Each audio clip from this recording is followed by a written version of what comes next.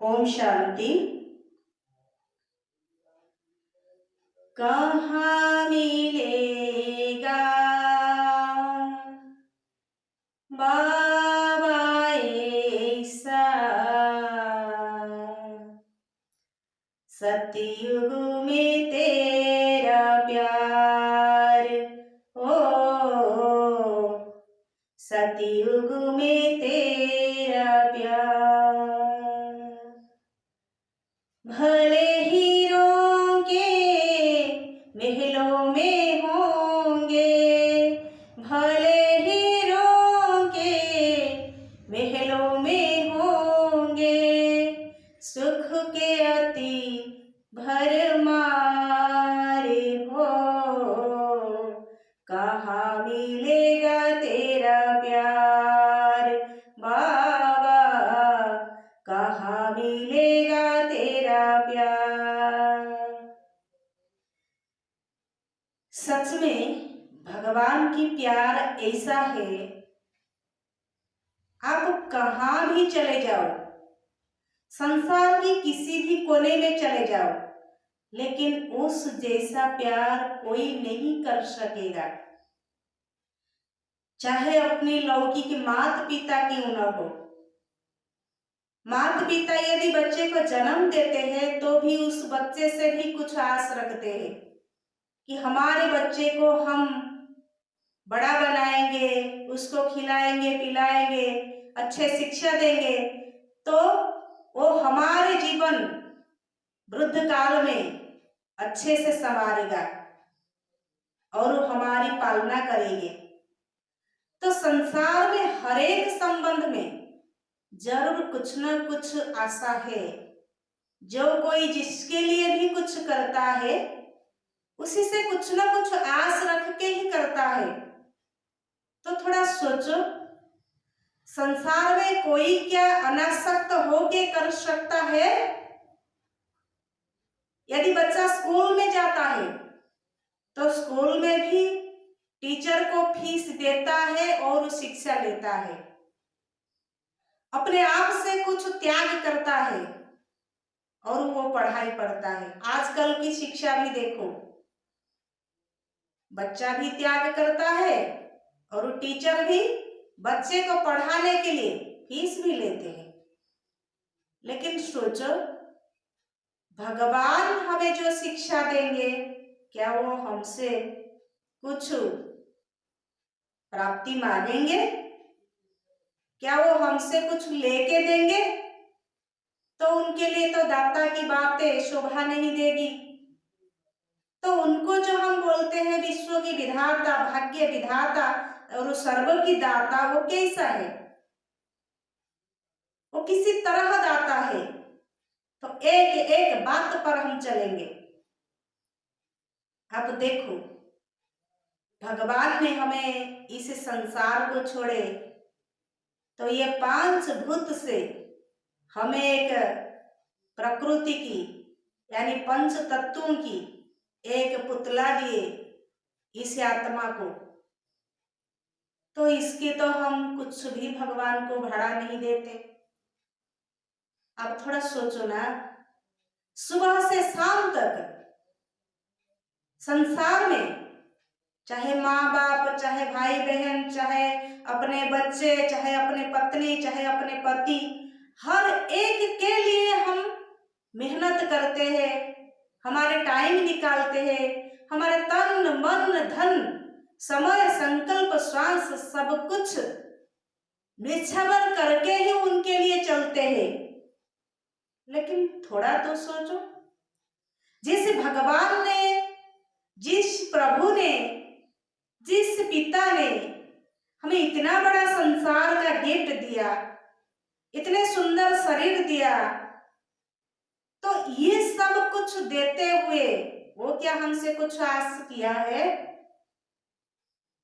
तो वो कुछ भी आस ना करते हुए हम उनके लिए कितने समय वारी जाते हैं, माना उनके ऊपर हम कितना समय अपने को न्यौछावर करते हैं, समर्पण करते हैं। इसीलिए एक छोटी सी कहावत है, भगवान ने सोचा कि ये आत्मा मुझे थोड़ी सी जरूर याद करेगी। तो भगवान सुबह देखे कि ये तो थोड़ा ही मुझे याद करेगा, लेकिन हम क्या किए, सुबह उठे तो भगवान की थोड़ी याद करने के बजाय हम क्या करें, अपने ही ऑफिस हो, अपनी ही स्कूल हो, अपनी बिजनेस हो या अपने घरों ही काम हो, उसी के पहले हम टाइम टेबल तैयार करने में बिजी हो गए। और फिर क्या किए, हम चले गए उठकर अपने दैनिक कर्म पर। तो भगवान ने सोचे अच्छा ठीक है, अभी तो वो व्यस्त है, उसको थोड़ा टाइम दे, वो कुछ पल के बाद ही मुझे याद करेगा। लेकिन ऐसे करते करते भगवान ने इंतजार किया कि थोड़ा पल तो मुझे याद करेगा, लेकिन क्या किए, हम इतने भी व्यस्त हो गए, खान पान करके स्नान पानी करके फिर हम अपने कर्म में चले गए। फिर कर्म में इतने व्यस्त हो गए तो भगवान ने सोचे नहीं नहीं, ये तो जब अपने कर्म से छुट्टी लेगा तो उस टाइम थोड़ा याद करेगा। तो फिर हम क्या किए,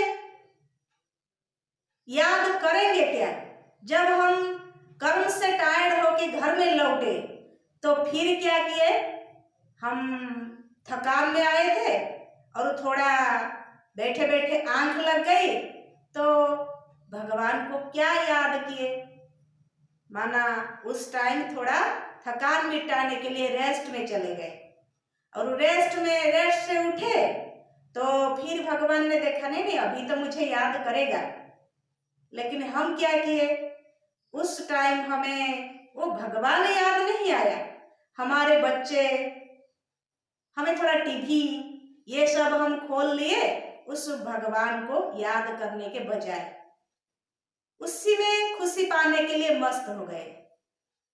तो भी भगवान देखते रहे, अच्छा ठीक है ये तो अभी अपना मनोरंजन में थोड़ा व्यस्त है, वो मुझे फिर कभी याद करेगा।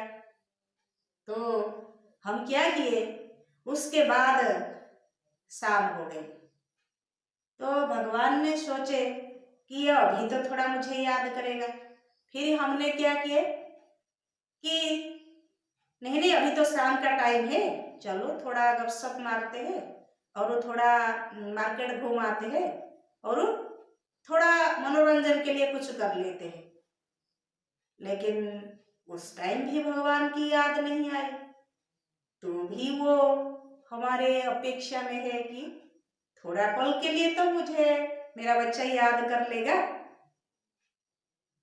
फिर हम क्या किए, उसके बाद अपनी रात की दिनचर्या में जो भी काम बाकी था उससे निपटने लग गए। भगवान ने सोचा अभी तो मुझे ये काम छूटने के बाद मुझे याद कर लेगा। ऐसे देखते देखते हमारा टाइम माना खाने पीने की हो गई, और उस खाने पीने में हम इतना मस्त हो गए, थाली देखते ही हम अपने हाथ चली गई और गिट्टी सीधा हमारे मुख के अंदर चली गई। भगवान देख रहे हैं। फिर क्या किए, वो सोच रहे नहीं नहीं थोड़ा वो खाने के बाद ही जब बैठेगा तब भी मुझे याद करेगा। तो उसके बाद क्या हुआ, फिर हम क्या किए, खाना खाने के बाद सारा दिन की कर्मों के बाद और शाम की मनोरंजन के बाद और जब अभी टाइम हो गया तो हम सोने के लिए चले गए। तो भगवान सोचे नहीं नहीं अभी तो थोड़ा मुझे याद करेगा, क्यों, क्योंकि अभी सारा दिन का काम निपटा कर वो रेस्ट में जा रहा है और हम सारा दिन में इतने थक गए थे तो उस टाइम बेड में पड़ते ही हमारी आंख को अच्छी सी नींद आ गई। हम एक अलग सी दुनिया में चले गए। तो भगवान ने देखे ये सुबह हो गई, अभी रात हो गई, सुबह से लेके रात तक इसी को क्या थोड़ी टाइम मेरे लिए नहीं है? जो संसार को मैंने भेजा, जिस संसार को मैंने दिया, जिस परिवार को मैंने दिया, अर्थात तो उसी की चारों ओर कितने सारे खिलौने में भर दिया, कोई पत्नी के रूप में, कोई पति के रूप में, कोई वस्तु के रूप में, कोई वैभव के रूप में, कितने सारे खिलौने में दे दिया। तो मेरा बच्चा इतना मस्त हो गया कि अपने ही बाप को भूल गया। तो क्या हुआ? फिर एक टाइम आया जिसके लिए मैं इतनी समय दे रहा था, वो सब लोग ऐसे कि ये शरीर भी मुझ आत्मा को साथी नहीं दिया। तो उस टाइम जब मुझे कोई साथ नहीं दिया तो मुझे संसार से वितृष्णा होने लगा कि हे भगवान, जिसी को इतना प्यार करती हूँ, जिस संसार के पीछे मैं चलती हूँ, वो संसार मेरे साथ नहीं देती है। भगवान में सच बोलती हूँ, संसार में ये कोई भी मेरी नहीं है, सिर्फ ही तू ही मेरा है। माना पश्चाताप होती है। तो सोचो ये पश्चाताप करने तक क्यों जाएंगे?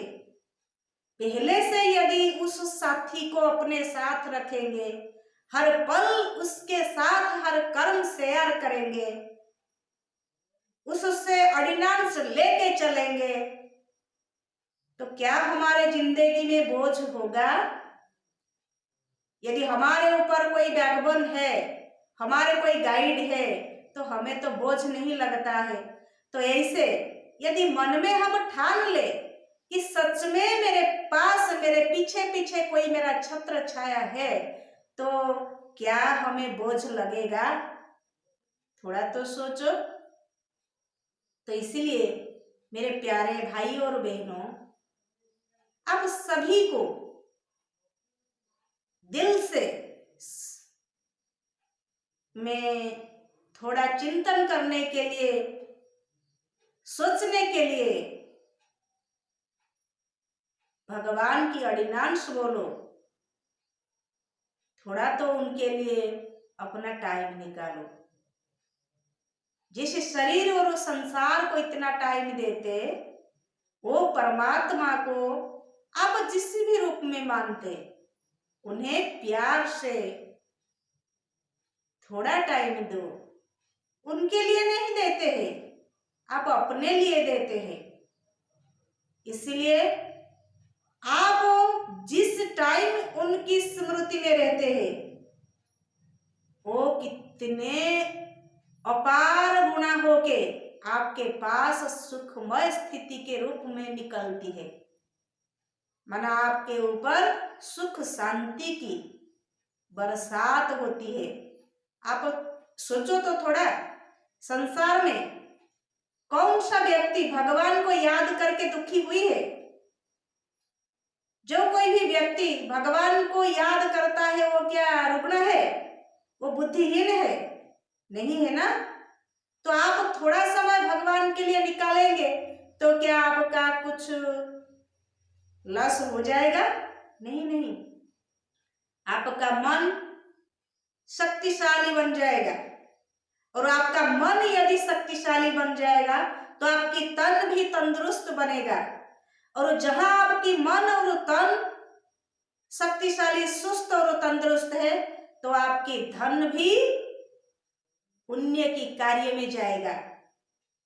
जब आपके भगवान की याद नहीं है, अपने के लिए टाइम नहीं है, तो वो धन आपकी चिंता में, नैराश्य में, दुख में जाता है। यानी कि उस कमाई से आप तो कमाई लाते हैं, रोजगार करके लाते हैं, लेकिन सुख शांति नहीं लाते। चिंता, टेंशन, डिप्रेशन ये सब लेके आते हैं। लेकिन जब हम भगवान को थोड़ा सा टाइम देते, माना हम कमाई के साथ साथ सुख शांति भी लेके आते हैं। तो इसीलिए जहां भी जो कोई भी कार्य में हम लिखते हैं, तो उसी कार्य में थोड़े पल के लिए उस भगवान के साथ रहना, माना हमारी तन मन धन की भरपाई अर्थात तंदुरुस्ती बढ़ जाती है। आज के लिए सिर्फ इतनी है। ओम शांति।